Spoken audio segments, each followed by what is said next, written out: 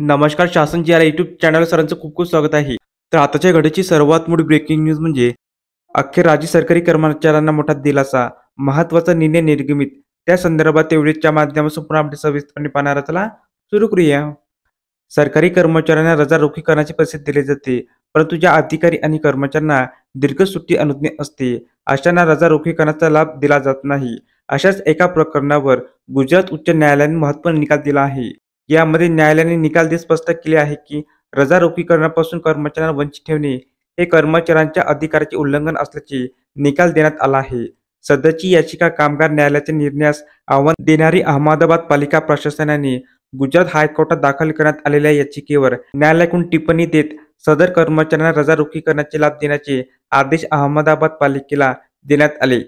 रजा रोखीकरण ही वेतनाप्रमाणे एक मालमत्ता आहे. सदर मालमत्तेपासून वंचित ठेवणे संविधानाचे उल्लंघन असल्याचे नमूद करण्यात आले आहे. जर एखाद्या कर्मचाऱ्याने रजा उपभोगलीच नाही, अशा कर्मचाऱ्यांना सदर रजा ही कॅश स्वरूपात रूपांतर करण्याचा अधिकार आहे.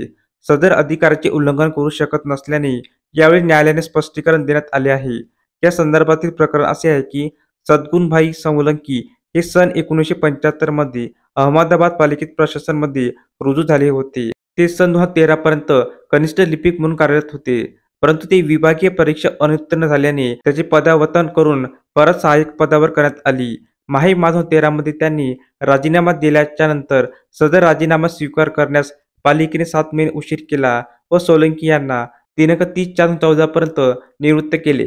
सन 2018 मध्ये सोलंकी यांना रजा रोखीकरणाची रक्कम रुपये 1,63,620 रुपये दंड म्हणून 1,000 रुपये भरण्याचे निर्देश कामगार न्यायालयाकडून देण्यात आले होते.